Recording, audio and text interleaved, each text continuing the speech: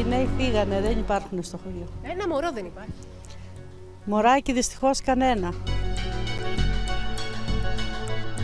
Με την κάμερα του Α κατευθυνόμαστε στην Αρκαδία, στα χωριά του Μενάλου, στη Βλαχέρνα, την Κάψια, το Λεβίδι. Εδώ που μία-μία, όπως λένε οι κάτοικοι της περιοχής, οι υποδομές μεταφέρονται στην πρωτεύουσα και οι δουλειές είναι δυσέβρετες. Βλέπουν τον τόπο τους μέρα με την ημέρα να ερημώνει.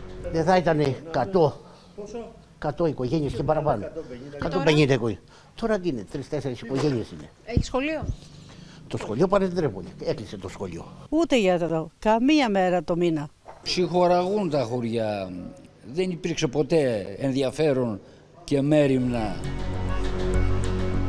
Ακόμη και τα κεφαλοχώρια μετατρέπονται πλέον σε μικρά χωριά, όπως το Λεβίδι. Από 1.500 κατοίκους παρέμειναν μόλις 500.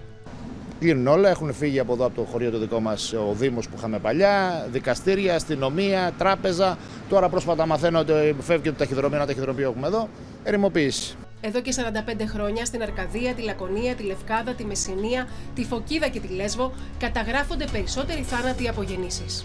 Εγώ μεγάλωσα εδώ πέρα, πήγα στο σχολείο εδώ πέρα όπως σας είπα.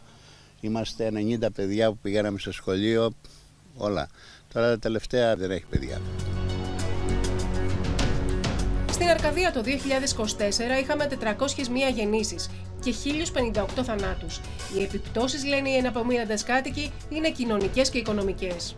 Παιδιά, είναι η ζωή, είναι το οξυγόνο της κοινωνίας αυτό. Αν δεν ξεκινήσουμε από το χωριό να έχουμε, να ξεκινήσουμε να παράγουμε, να εξάγουμε, να τελειώσαμε σαν κράτος. Εντάξει, το χωριό είναι, τώρα έχει γεράσει. δεν έχει νεολαία. Ανησυχούμε γιατί είμαστε λίγοι κάτοικοι. Η νεολαία δεν πάει.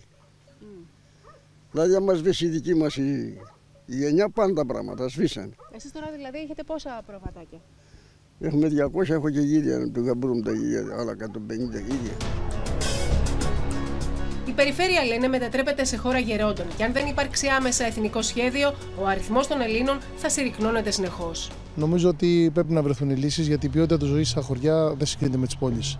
Μπορείς να μεγαλώσεις υγιεινά, να περάσεις καλά στη ζωή σου.